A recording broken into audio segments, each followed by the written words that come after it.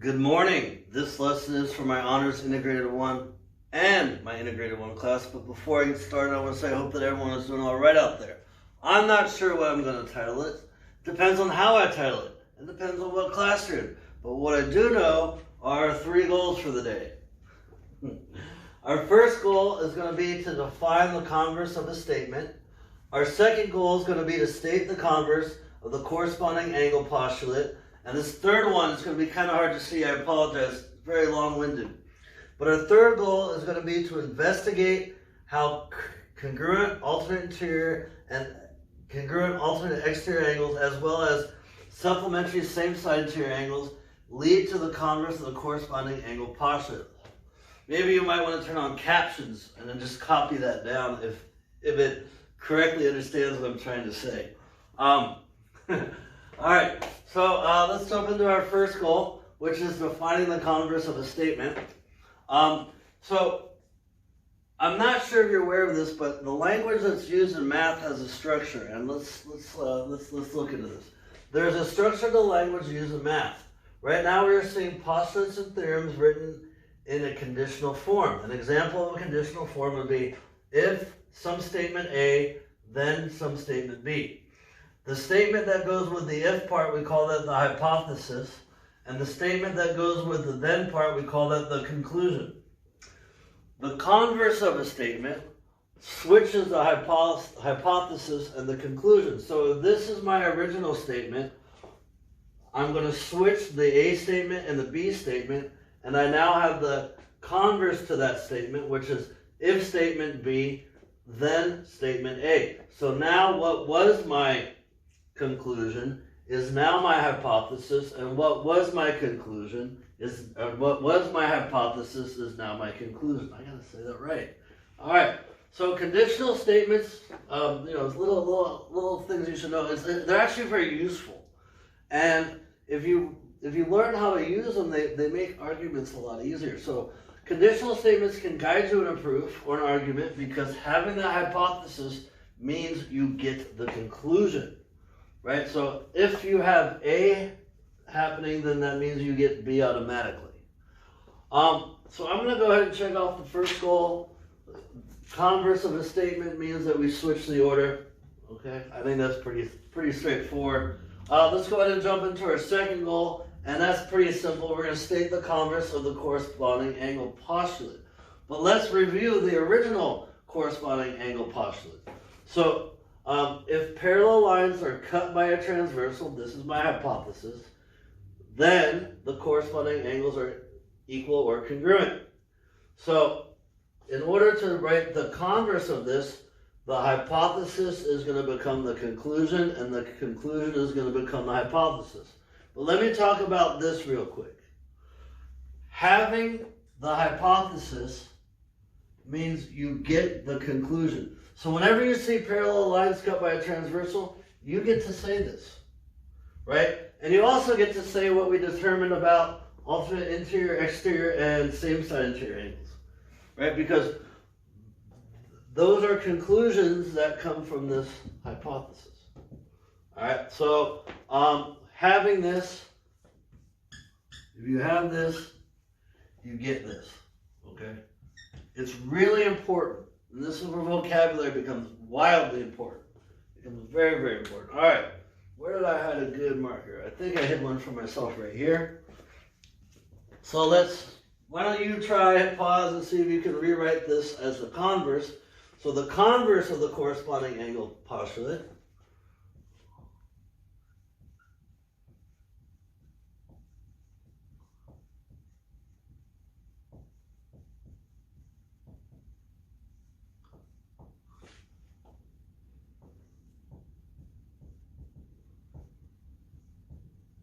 is going to be if corresponding angles are equal or congruent, then the lines must be parallel, right? They're switching. So if corresponding angles are equal or congruent, then the lines must be parallel.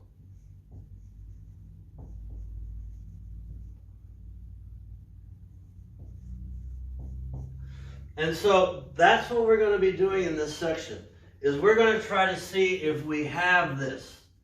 If we have this, then we get this, right? And so this is going to tie into our third goal, right? If you have it, you get it. And so we're going to see how having congruent alternate interior angles and alternate exterior angles leads to us having congruent corresponding angles, which means we can conclude the lines are parallel. And we're also going to see how having supplementary, which means adding the 180, having same side interior angles and added 180, we'll see how that leads to congruent corresponding angles, and that allows us to get to the point where lines are parallel. So I'm going to go ahead and erase all this, come back, and we'll start talking about the third goal here, the final goal. So let me clean this up and I'll be back.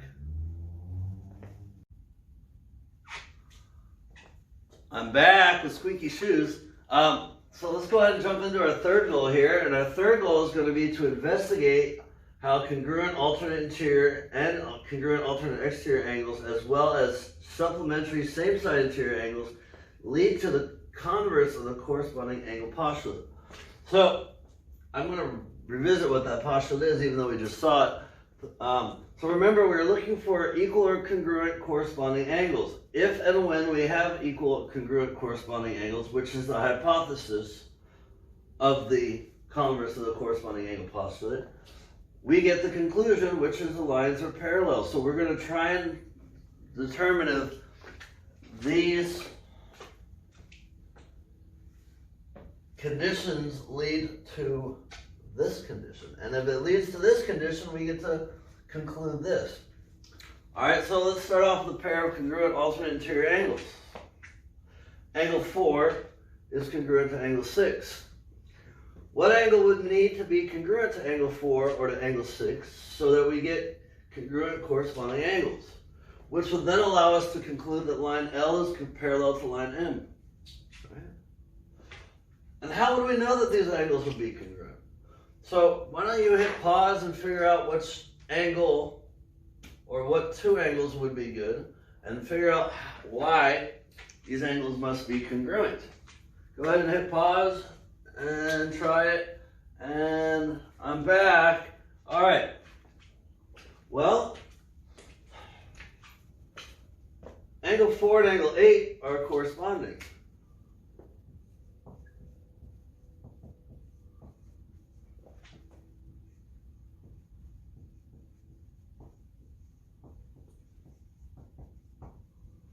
And the same would be true for angle 6 and angle 2.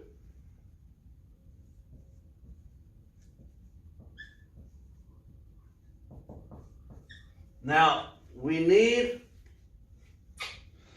somehow, some way, angle 4 to be congruent to angle 8, or angle 2 to be congruent to angle 6.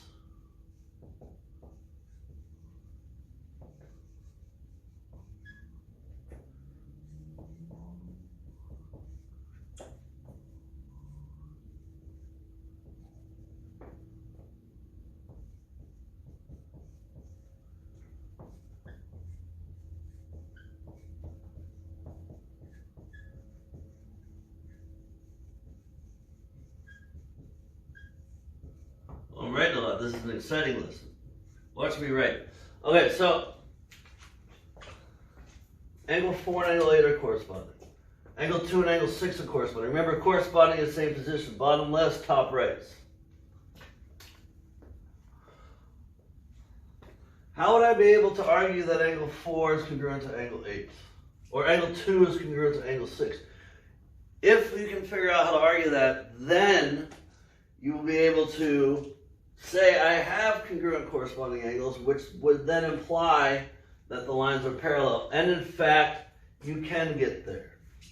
You can get there but using vertical angles and transitive properties. All right.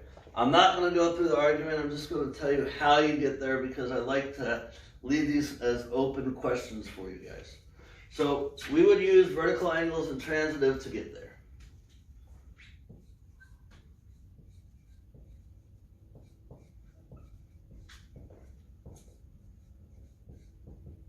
And remember, what do vertical angles do?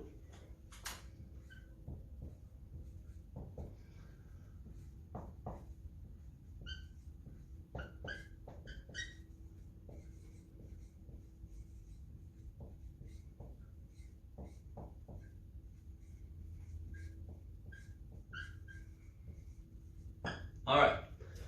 So, and I'll write this one when I come back, but congruent alternate interior angles lead to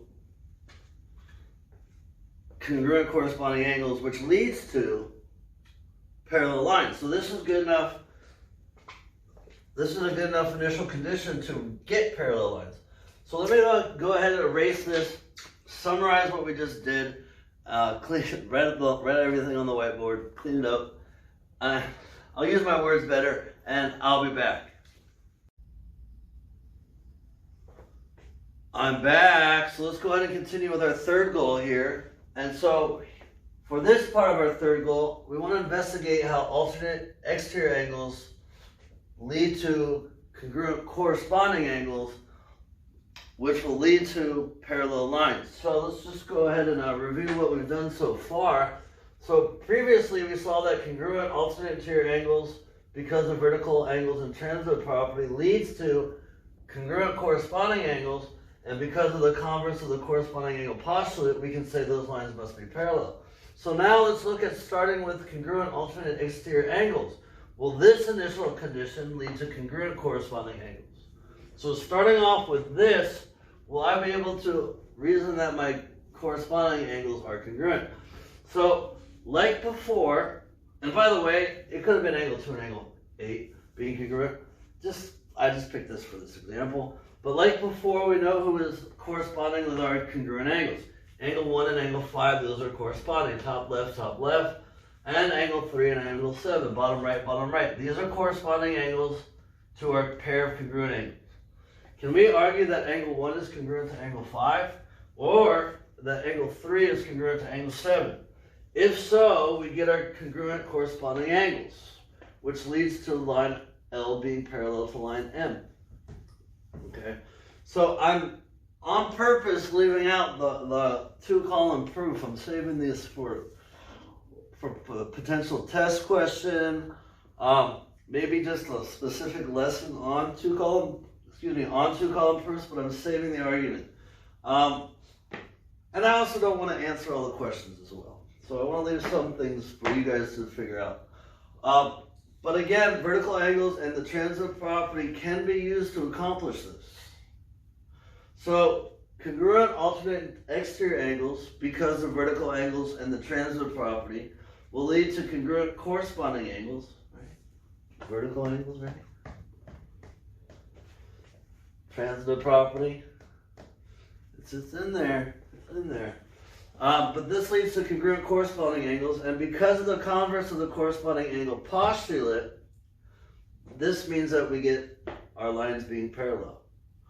So we do have one more initial condition to look at. It's supplementary same-side interior angles.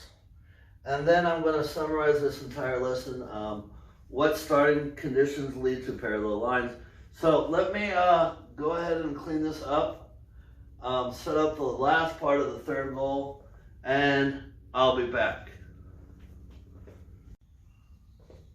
I'm back, so let's go ahead and work through our third goal, and we're talking about supplementary same-side interior angles. Does this lead to the converse of the corresponding angle postulate? So does having same-side interior angles that are supplementary lead to congruent corresponding angles, which would lead to the lines being parallel? Remember that supplementary means the sum of two angle measures add to 180 degrees. So here's a picture, and we're going to actually focus on angle 3 and angle 6. These are same-side interior angles. So suppose the same-side interior angles, angle 3 and angle 6, are supplementary, which means these two guys add to 180. Is this initial condition enough to get congruent corresponding angles, which would lead to the line L and line M being parallel? So again, I'm not going to work through the two-column proof. I want to leave that as a question that we can figure out, but I'd like to walk through the thought process that will get us there. All right, so angle 2 and angle 6, those are corresponding, right? And we know that our same side interior angles add to 180 degrees. But what can be said about angle 2? Right? So we want to get angle 2 and angle 6 to be congruent, as I'm blocking the camera. We want them to be congruent. And we know that angle 3 and angle 6, those add to 180. But what can I say about angle 2? And I'll give you a hint. It's not about being congruent. So maybe hit pause and figure out what you can say about angle 2. That will get it to be somewhat connected to angle 6. And so hit pause and try and take a guess, or if you know what it is, write it down. All right. Well, I'm back. Angle 2 is part of a linear pair. Angle 2 and angle 3 are a linear pair. And guess what linear pairs do? They add to 180.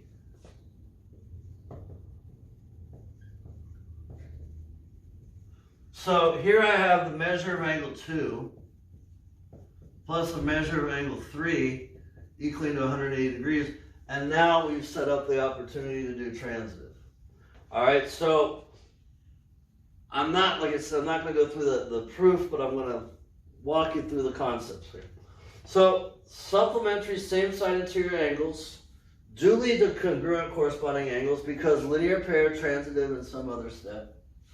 And congruent corresponding angles do lead to parallel lines because of the converse of congruent corresponding angle postulate. All right. So, actually, I don't think congruent's in here, but the converse of the corresponding angle postulate. I probably misspoke about that somewhere else, but that's okay. All right. So, again, these three initial conditions, congruent alternate and exterior angles, do lead to congruent corresponding angles, as well as supplementary same-side interior angles also lead to congruent corresponding angles, which leads to parallel lines. So I'm going to just draw a kind of a flow chart that just helps us to summarize this entire lesson. So one more section, let me clean this up, and I'll be back.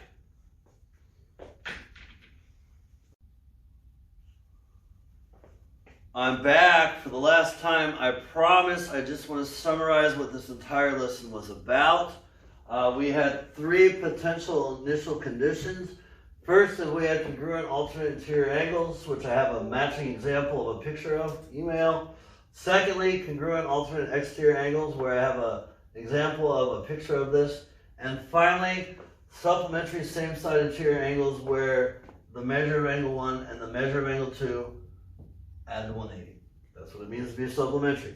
So if we have these three conditions, we can get to congruent corresponding angles. That's not a very good arrow. We can get to congruent corresponding angles, and by the corresponding angle postulate, that means that these lines must be parallel. That's what these symbols are showing. So again, I hope that this lesson made sense. And your homework is probably going to be about trying to make these things happen so we can get to this, so we can get to that. And that'll be how you answer your questions. We will be doing proofs on this at some point. And again, I didn't want to do the proofs because then that took all the fun out of it. So anyways, I hope everyone is doing all right out there. Have a good day, everybody. Bye-bye.